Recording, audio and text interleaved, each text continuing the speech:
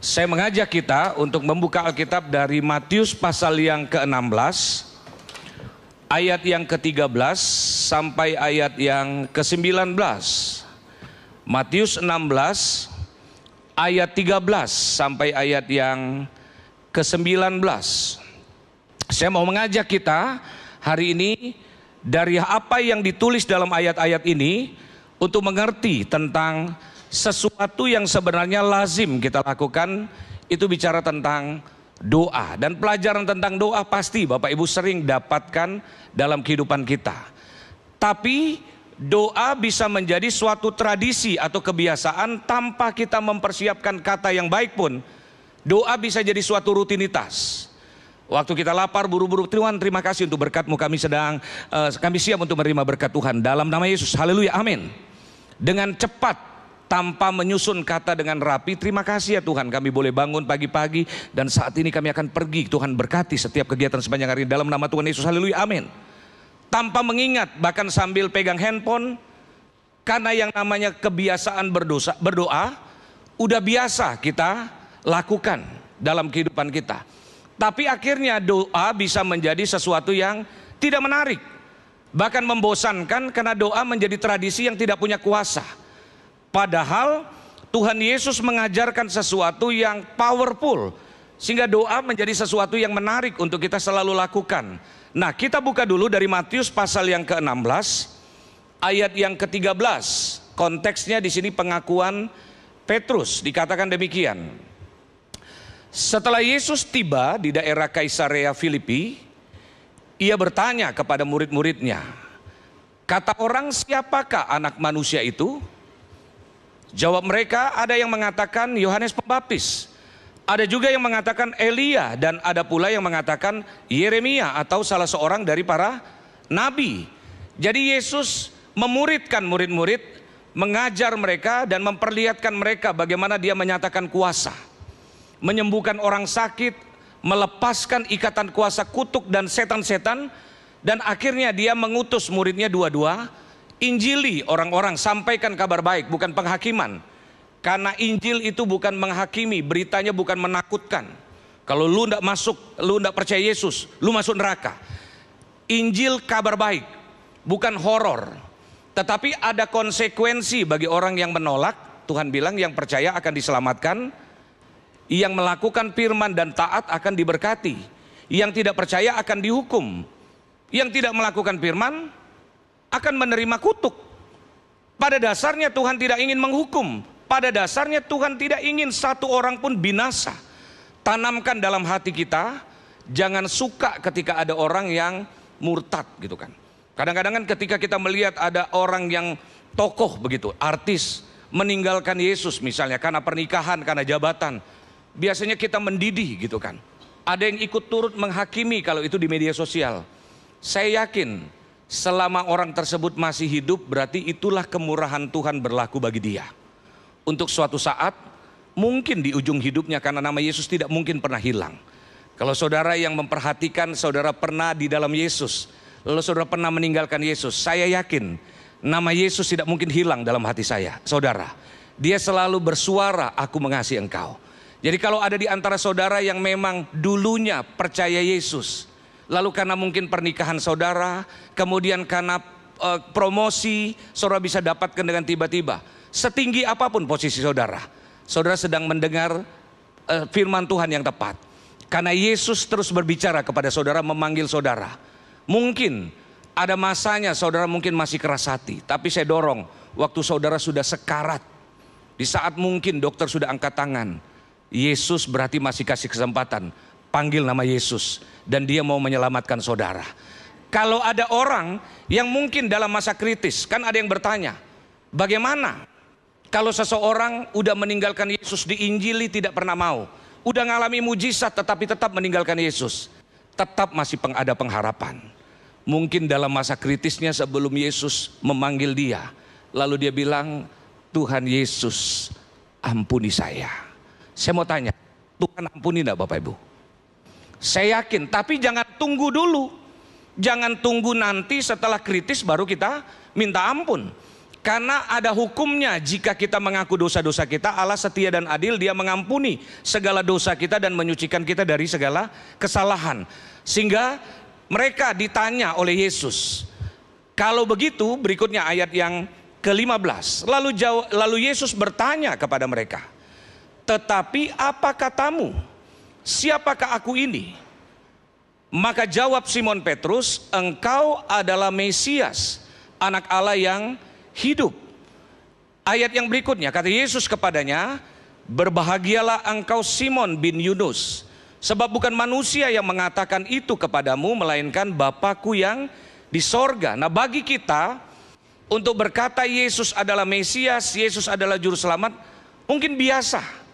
Kalau saya tanya kepada Bapak Ibu, menurut saudara Yesus adalah Tuhan dan Raja dan Juru Selamat, saudara sepakat? Siapa yang percaya Yesus adalah Tuhan? Boleh angkat tangan. Mudah bagi kita. Tetapi kita bisa melakukan itu karena Alkitab katakan, Yesus bilang, "Bapamu yang di sorga yang menyatakannya." Kalau saudara tanya kepada orang, saudara baikinlah, dia baikin, dibaikin, ditolong, suruh tanya dengan pelan-pelan. Misalnya, saudara mau enggak mengaku dari mulutmu bahwa Yesus adalah Tuhan? Coba dengan percaya, tanpa tekanan, tanpa karena diiming-imingi, ikuti perkataan saya, Yesus adalah Tuhan.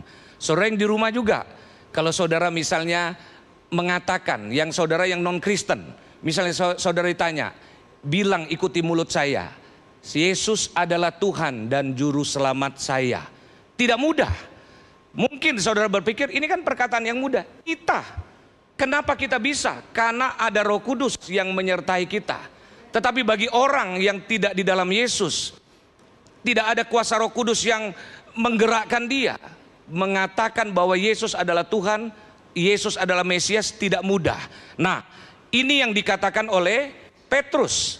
Dan ayat yang selanjutnya, "Dan aku pun berkata kepadamu, engkau adalah Petrus, dan di atas batu karang ini aku akan mendirikan jemaatku, dan alam maut tidak akan menguasainya." Nah, Yesus lagi bilang, setiap orang yang mengaku percaya bahwa Yesus adalah Mesias, dia bilang lewat perkataan dan pengakuan seperti itu, kita disebut di atas batu karang itu aku akan mendirikan jemaatku. Dalam bahasa aslinya tertulis eklesia.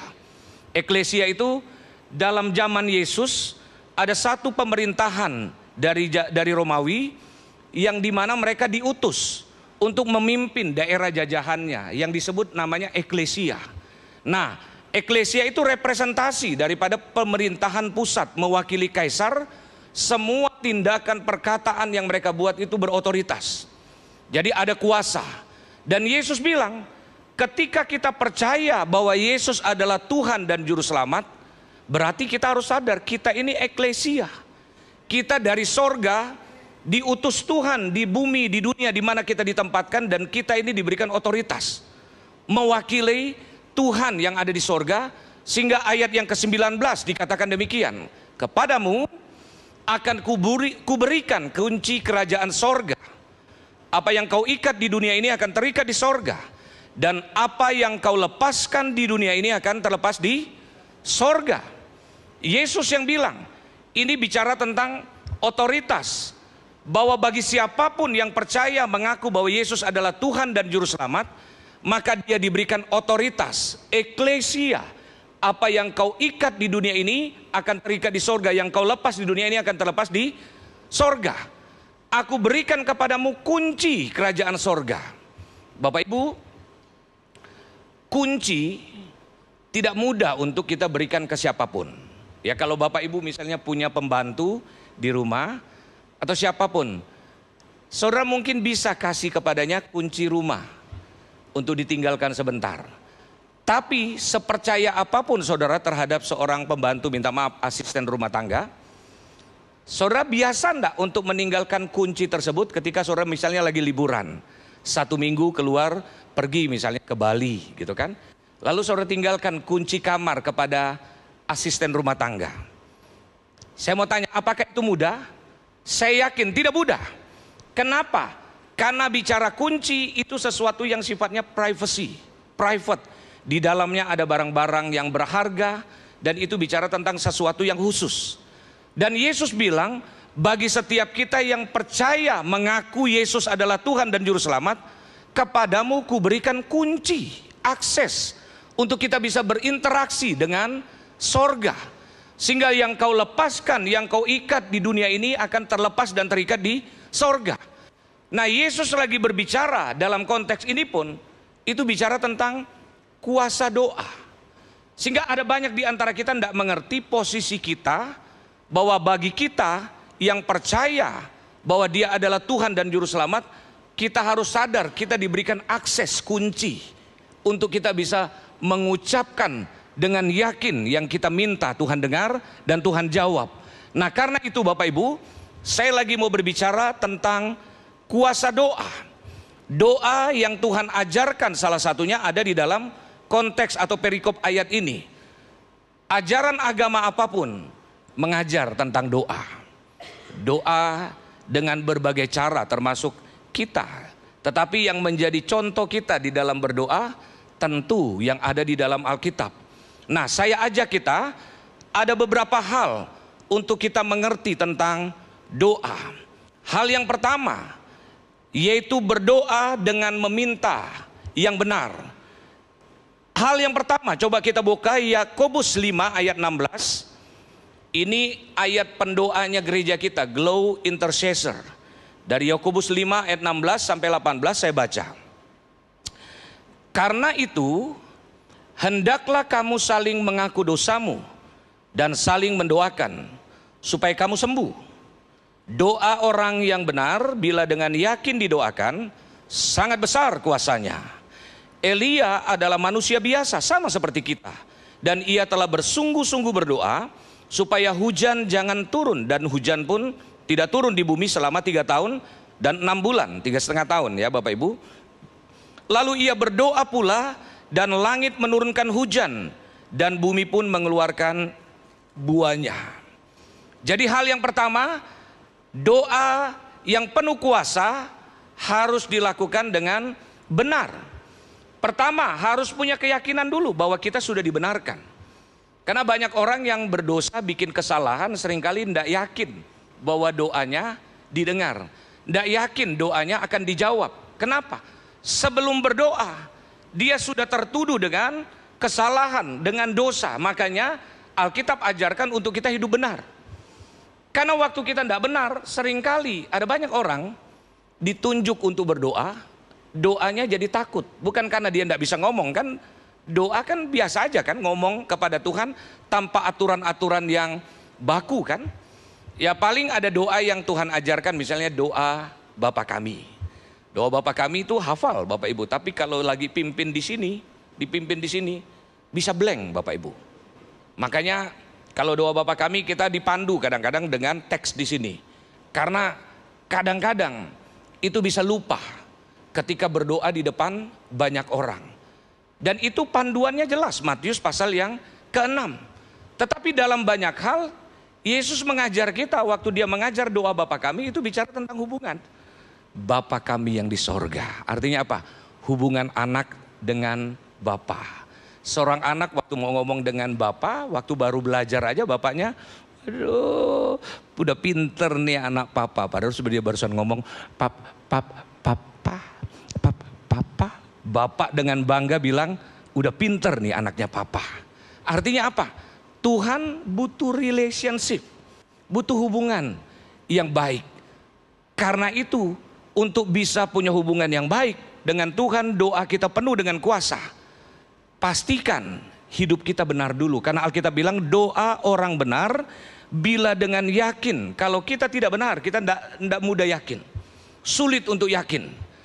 Untuk bisa dibenarkan sangat simpel, karena kita tidak bisa menghapus masa lalu. Bapak Ibu, sebaik apapun yang pernah kita buat, kalau misalnya Bapak Ibu dulu pernah menipu seseorang di masa muda, mungkin saudara pernah menipu seseorang 1 juta, saudara pinjam, kemudian saudara tidak bayar, lalu waktu dia cari saudara menghindar, waktu saudara telepon saudara bilang bukan saya, waktu dia kirim orang saudara lebih galak daripada orang yang nagih hutang. Lalu suatu saat saudara mendapatkan kebenaran firman Tuhan bertobat. Saudara sudah kaya, sukses. Tiba-tiba saudara datangi orang yang kekurangan, yang saudara pernah tipu. Saudara datangi dengan maksud baik, saudara mengganti dengan 100 juta. 1 juta dipinjam, diganti 100 kali lipat. Saya mau tanya, itu perbuatan baik enggak Bapak Ibu? Perbuatan baik? Menipu dulunya 1 juta lalu mengganti 100 juta. Karena sadar, karena sudah dibenarkan. Itu perbuatan baik. Saya mau tanya Pak. Mengganti 1 juta yang dulu ditipu dengan 100 juta. Itu perbuatan baik enggak? Menurut Bapak? Mengganti 100 juta. Menurut Bapak perbuatan baik? Ada yang bilang tidak, ada yang perbuatan baik. Tapi kita sepakat bahwa perbuatan itu menyenangkan dan baik. Tapi apakah perbuatan menipu 1 juta yang di masa lalu bisa dihapus dengan 100 juta? Tidak bisa. Kita pernah menipu tetap tercatat di dalam buku kehidupan bahwa Roni Rompas pernah menipu seseorang waktu umurnya 20. Waktu umurnya 40, waktu dia udah sukses, dia mengganti 100 kali lipat. Memang baik, tetapi perbuatan masa lalu tidak bisa dihapus dengan perbuatan baik kita. Makanya cara satu-satunya untuk dibenarkan adalah pengakuan dosa. Tuhan buat simpel karena kita tidak bisa balik ke masa lalu. Tuhan, saya berdosa, saya bersalah. Apapun pelanggaran yang saudara buat dulunya, ingatkah atau tidak ingat? Lupakah? Atau memang saudara ingat? Tuhan, cukup kita datang dengan hancur hati, dengan bertobat. Tuhan, saya salah. Dan Alkitab bilang jika kita mengaku dosa-dosa kita, dalam 1 Yohanes 1 ayat 9, maka Allah setia dan adil, Dia akan mengampuni segala dosa setiap kita dan mencucikan kita dari segala pelanggaran. Artinya semenjak kita sungguh-sungguh bertobat, mengakui dosa, kita sudah dibenarkan. Sehingga saya dan saudara bisa berkata, saya orang benar. Bukan karena kebaikan, bukan karena kita benar, tetapi karena dibenarkan. Dulu negara kita pernah buat suatu tindakan yang namanya tax amnesty. Tax amnesty dulu kalau pernah bohong, tidak melaporkan kekayaan dengan benar, tidak membayar pajak dengan benar. Tetapi suatu kali negara pernah memberikan kesempatan, laporkan yang ada sekarang. Berapa? 2 atau 3% ya Pak? Berikan laporan, kalaupun dulu salah, tetapi waktu memberikan laporan yang benar, yang lalu diampuni. Tetapi berikutnya harus laporkan dengan benar. Dan saya yakin itu mengutip dari ayat Alkitab. Bahwa masa lalu kita, waktu kita sekarang jujur, lalu diampuni. Asal ke depannya tentu harus berusaha benar. Nah yang kedua, bagaimana meminta dengan yang benar? Yaitu sikap waktu kita berdoa juga dengan benar. Coba buka Markus 11 ayat yang ke-22 sampai yang ke-24. Saya baca begini, ayat 24 ya. Karena itu aku berkata kepadamu, apa saja yang kamu minta dan doakan, percayalah bahwa kamu telah menerimanya, maka hal itu akan diberikan kepadamu. Nah Yesus pribadi yang suka kalau kita percaya kepadanya. Menurut saya kepercayaan itu harusnya bukan hasil permohonan, hasil proses. Kalau Bapak Ibu punya hubungan yang baik dengan Tuhan, saya yakin saudara akan punya kesimpulan tentang Tuhan. Dia memang tidak bisa memang dia adalah pribadi yang bisa dipercaya.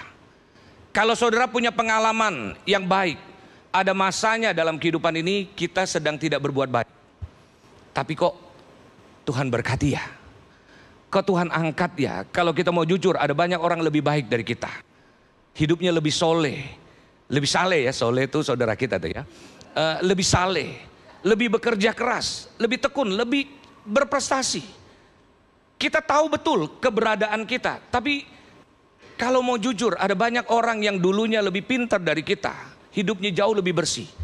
Tetapi kok sekarang tanpa bermaksud menyombongkan diri, kok keadaan saya kok sekarang lebih baik. Tentu ini bahasa pribadi ya, bukan bahasa diproklamirkan. Jadi kita tahu Tuhan berbuat baik di masa-masa kadang-kadang kita sedang tidak baik. Dia memberkati. Tapi ada masa-masa kita juga sadar Kita diizinkan Tuhan mengalami pencobaan, tantangan, dan sepertinya kita tidak bisa keluar. Tidak mungkin dengan kekuatan kita, semuanya harusnya hancur. Tetapi buktinya kita boleh ada sampai saat ini, itu jelas karena anugerah Tuhan.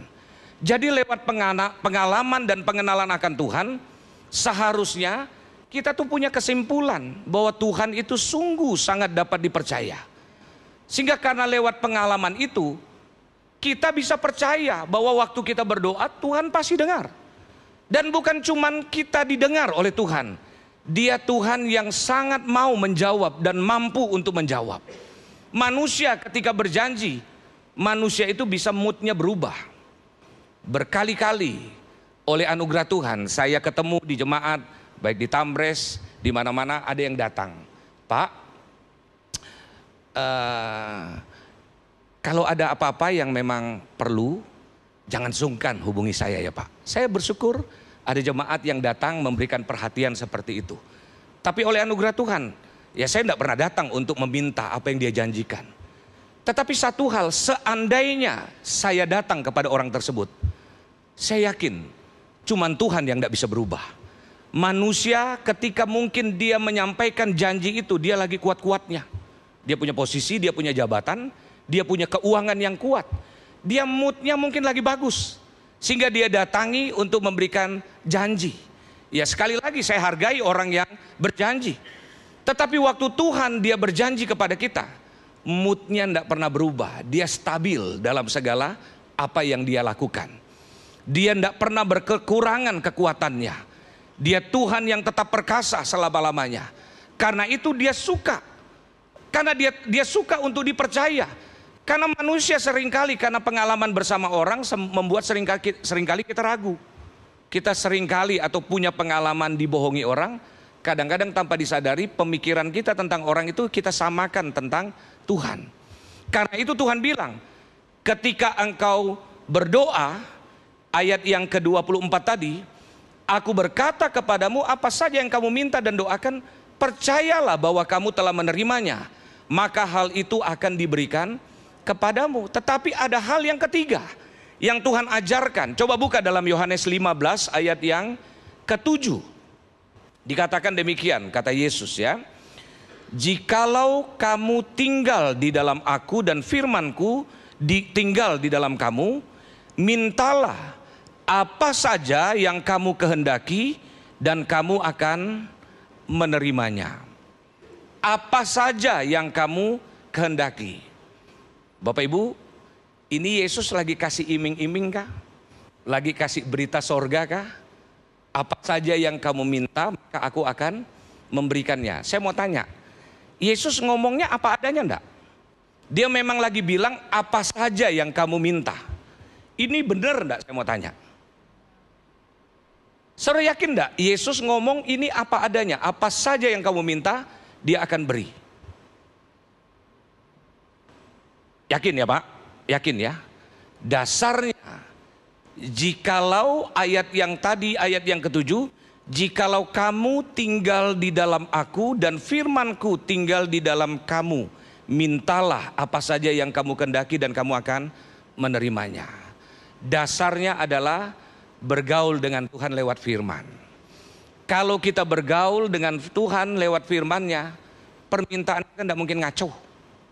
Tuhan, istri saya ocerompas, udah makin tua Tuhan.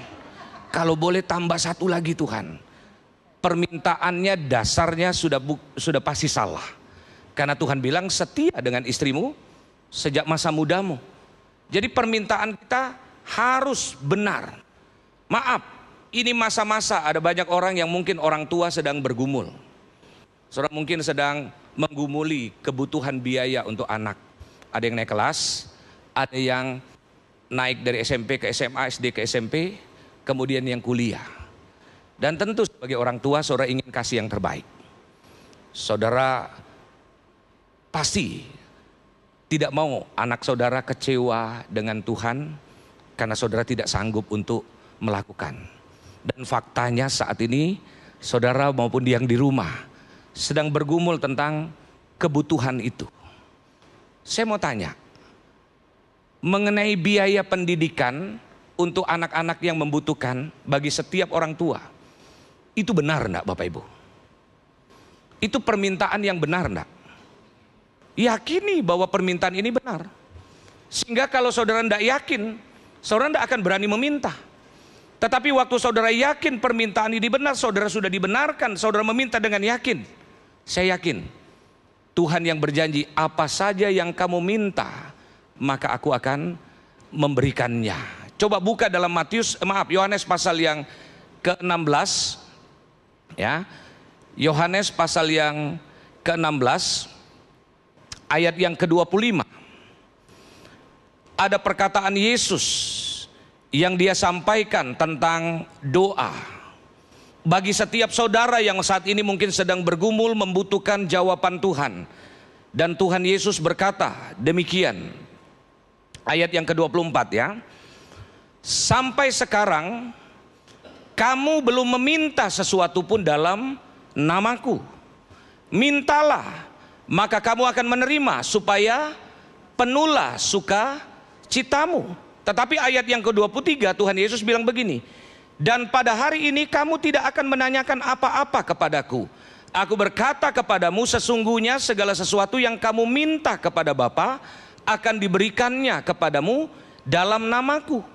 Dan Yesus sambung, sampai sekarang kamu belum minta sesuatu dalam namaku. Minta sekarang, maka kamu akan menerima. Ada banyak di antara saudara yang mungkin sudah berusaha cari ke teman, sudah berusaha cari pinjaman, sudah berusaha mungkin jual barang. Maaf, saudara sedang mengandalkan kekuatan saudara. Dan kita bilang terkutuklah orang yang mengandalkan kekuatannya dan mengandalkan kekuatan orang lain. Kalau ada orang lain yang mungkin berjanji, mungkin saat ini orang tersebut bisa mengecewakan kita. Tapi hari ini Yesus yang bilang, sampai saat ini engkau belum meminta kepadaku. Karena itu mintalah kepada Bapa di dalam namaku, supaya penuhlah sukacitamu. Saudara, dengan setiap kerinduan pergumulan apapun, mungkin hari ini saudara sudah berharap dengan cara yang salah, bertindak dengan cara yang salah. Hari ini Yesus menawarkan, kalau engkau mengerti firmanku, aku tinggal di dalam engkau dan firmanku tinggal di dalammu, maka apa saja yang kamu minta, aku akan berikan. Apa saja. Kalau saudara misalnya sedang membutuhkan tempat tinggal, berpuluh tahun saudara misalnya ngontrak, dan ngontrak itu tidak enak Bapak Ibu. Karena mungkin tahun depan belum tentu dia mau kontrakin lagi. Tahun depan mungkin harganya sudah berubah. Tahun depan belum tentu mungkin kita memiliki keuangan, karena mungkin menabung aja susah, apalagi menyiapkan untuk kontrakan ke depan. Boleh kan kalau kita minta sesuatu dengan tujuan yang jelas. Aku mau ya Tuhan, tempat tinggal yang tenang, ada tempat aku beribadah, bersekutu. Tapi jangan tunggu nanti, tunggu punya rumah. Dari sekarang ada persekutuan dengan Tuhan, jangan tunggu punya rumah dulu. Nah, berikutnya Bapak Ibu, kita kembali untuk kita boleh mengalami doa yang penuh kuasa. Saya ajak kita sekarang untuk buka Lukas pasal yang ke-11. Rasanya ayat yang ini seringkali kita baca tentang doa ya. Lukas 11 ayat yang ke-8 dan ayat yang ke-9 dikatakan demikian. Ini Yesus lagi mengajar tentang doa. Sebelumnya murid-muridnya bertanya kepada Yesus, karena muridnya melihat Yesus tuh seringkali berdoa. Bangsa Israel sudah terbiasa dengan yang namanya tradisi doa. Dan ya mereka orang Israel ya, kalau Bapak Ibu lihat dia berdoa dengan segenap kekuatan mereka. Mereka berdoa tuh sampai begini-begini. Kalau Bapak Ibu lihat di YouTube tentang doa di bukit di tembok ratapan, mereka berdoa dengan segenap kekuatan, pakai tenaga mereka. Berdoa, berseru kepada Tuhan. Jadi kalau bicara tentang doa, orang Israel biasa. Sangat biasa, tetapi mereka lihat kok Yesus pagi-pagi benar berdoa. Malam setelah lelah dalam pelayanan, Yesus mengasingkan diri, dia berdoa. Nah, akhirnya mereka tanya, "Guru, ajarkanlah kami berdoa." Kok Yesus waktu berdoa tuh asik banget ya? Kan saudara bisa lihat di dalam ibadah pun kita bisa lihat ada orang ketika datang dengan Tuhan menyembah, mengangkat tangan. Kok indah ya? Ada orang begitu menikmati, sementara ada banyak orang ketika sedang beribadah menyembah Tuhan sambil kutak-katik handphone. sambil bisa bikin segala sesuatu. Padahal saya yakin di dalam doa termasuk pujian penyembahan itu waktu kita intim dengan Tuhan secara eksklusif. Nah, coba kita lihat. Yesus kemudian ajarkan, begini loh. Kalau kau berdoa selain doa Bapa kami, dia lanjutkan. Dia kasih suatu ilustrasi. Saya ambil dari ayat yang ke-9. Dan sesudah mereka sampai di seberang, aku berkata kepadamu, sekalipun ia tidak mau bangun dan memberikannya kepadanya karena orang itu adalah sahabatnya, namun karena sikapnya yang tidak malu itu, ia akan bangun juga dan memberikan kepadanya apa yang diperlukannya. Oleh karena itu aku berkata kepadamu, mintalah maka akan diberikan kepadamu, carilah maka kamu akan mendapat, ketoklah maka pintu akan dibukakan bagimu. Nah, Yesus lagi mengajar tentang rahasia doa yang berkuasa. Karena Yesus lagi kasih contoh adalah seorang yang sedang kedatangan tamu. Orang Israel itu dibangun dari keluarga, dari 12 anak yang menjadi 12 suku. Dari Ruben sampai yang terakhir Benyamin. Nah, mereka karena dibangun keluarga, dari keluarga, Tuhan memberikan aturan bahwa mereka wajib memberikan pertolongan karena semua suku itu kakak beradik. Lalu akhirnya ketika mereka sedang kedatangan tamu dan tamu tersebut adalah saudaranya dari berbeda suku, kalau kemalaman setiap tuan rumah wajib memberikan tumpangan kepada tamunya karena itu saudara. Lalu bukan cuma berikan tumpangan, juga berikan yang namanya roti untuk dimakan. Nah, kebetulan dalam contoh ini orang yang sudah membuka rumah karena kedatangan tamu tidak punya makanan. Dia ketok tetangganya, dia ketok, tok tok tok, tidak bangun. Terus dia ketuk sampai dia bangun, karena harus bangun. Lalu akhirnya ayat tadi menjelaskan orang tersebut tuh tidak mau bangun karena udah tengah malam. Kenapa ganggu-ganggu? Lalu ada dialog lah. Kenapa? Udah malam. Ada tamu. Dia sudah masuk ke rumahku dan aku tidak punya makan untuk diberikan kepadanya. Lalu akhirnya dia pun bangun karena sikapnya yang tidak tahu malu itu, tidak malu itu. Artinya apa? Dia mengetuk dengan alasan yang jelas bahwa dia harus memberikan bantuan, yaitu makanan yang tidak dimilikinya. Dan orang tersebut harus buka. Dan Yesus lagi ilustrasi. Demikian halnya tentang doa. Kalau kau tahu permintaanmu itu benar, engkau minta dengan tidak jemu-jemu, engkau minta terus, ketuk sampai pintu dibukakan, cari sampai engkau mendapat, minta sampai engkau diberi. Tapi ada banyak di antara kita yang malas berdoa. Lebih senang ketika dalam ibadah ada seorang hamba Tuhan mendoakan lalu bernubuat buat saudara dan langsung dapatkan tokcer. Seringkali Tuhan memang memakai hamba-hamba Tuhan untuk menjadi berkat, untuk menyatakan kemuliaannya dalam kuasanya, dalam karunia-karunianya. Tapi seringkali kita juga kadang-kadang itu malas untuk berdoa. Kita lebih mengandalkan doa seseorang. Hamba Tuhan pasti senang mendoakan dan harus mendoakan. Tapi kalau kita seringkali malas untuk berdoa, cuma mengharapkan topangan doa dari orang lain, jangan sampai kita jarang sekali dapatkan jawaban doa karena memang kita suka mengandalkan doa daripada orang lain. Yesus bilang rahasianya berdoa dengan tidak malu. Saya bahasakan seperti di ayat yang ke-9 tadi, bahwa karena sikapnya yang tidak malu itu, dia akhirnya mendapatkan jawaban doa. Saudara, ada masanya ketika kita berdoa kita yakin dalam iman, tahu-tahu Tuhan tanamkan dalam hati, aku sudah dengar. Bisa suara itu audible, bisa timbul dalam pikiran dan perasaan, kita tidak berdoa lagi. Kita cuma bilang, Tuhan terima kasih untuk jawabanmu. Walaupun kita belum dapat jawaban, tapi ada masanya memang Tuhan gerakkan kita untuk terus berdoa. Untuk berdoa sampai jawaban itu kita terima. Dan yang terakhir Bapak Ibu, hal yang ketiga, kita buka 2 Raja-Raja pasal yang kedua ayat yang ke-9.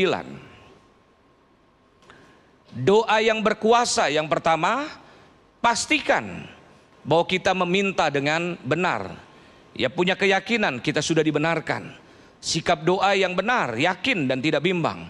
Kemudian isi doanya benar lewat pergaulan dengan firman Tuhan.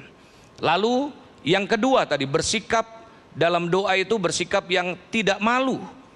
Karena apa? Tadi sekali lagi kita ngerti tentang doa, apa yang kita minta, caranya juga benar. Yang ketiga, coba kita lihat ayat 2 Raja-Raja 2 ayat 9. Dikatakan demikian. Ayat 9 aja ya kita baca.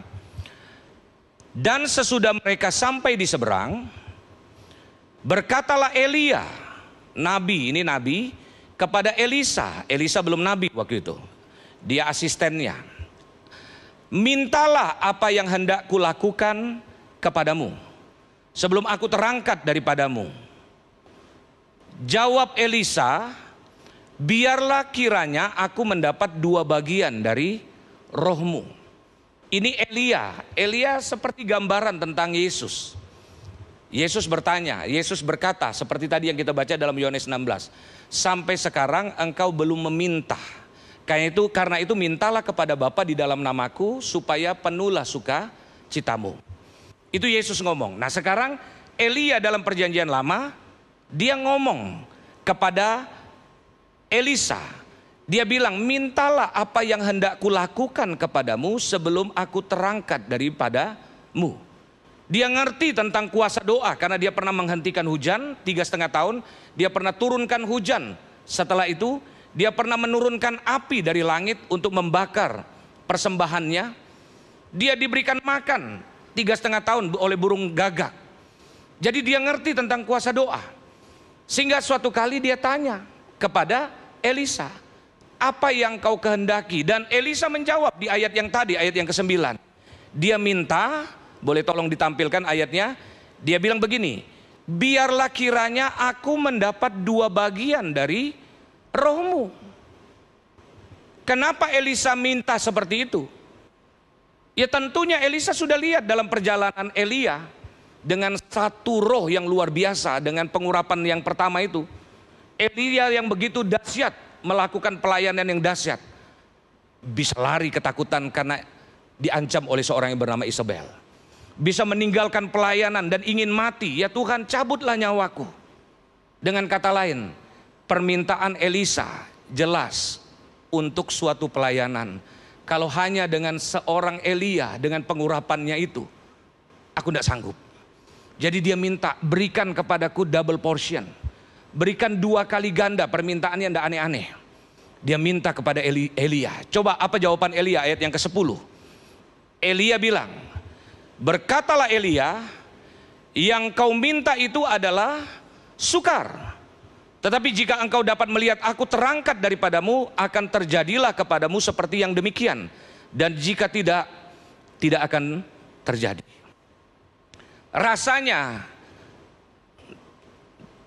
tidak ada hamba Tuhan selain Elia menjawab permintaan seperti itu.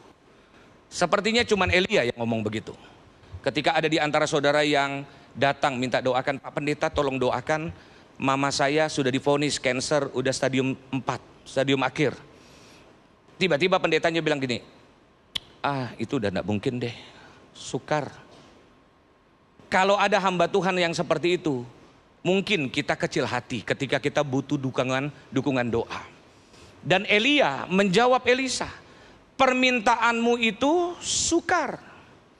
Dengan kata lain, sepertinya dia lagi mengecilkan iman daripada Elisa. Dan waktu kita mengalami itu, waktu Elisa mengalami hal itu, ada potensi Elisa langsung diskon permintaannya. Kalau begitu double portionnya tidak jadi. Cukup dapat pengurapan seperti Elia. Itu udah cukup bagiku. Apakah dia berkata seperti itu? No. Dia tidak mengurangi permintaan doanya. Dia tetap bertahan. Dia tidak mendiskon permintaannya. Seringkali kita pakai bahasa-bahasa yang sepertinya rohani. Kita minta kesembuhan, lalu kita melihat sepertinya ada progres, lalu kita semakin semangat. Tiba-tiba waktu sepertinya Tuhan tidak jawab, udah berbulan-bulan seperti keadaan makin sulit. Lalu mulai kita kemas dengan kalimat yang rohani, sepertinya rohani. Ya Tuhan, kami minta kesembuhan, tetapi biarlah kehendak-Mu yang jadi. Sepertinya rohani permintaan kita. Padahal sebenarnya iman kita mulai goyah dengan ketika Tuhan sepertinya belum menjawab.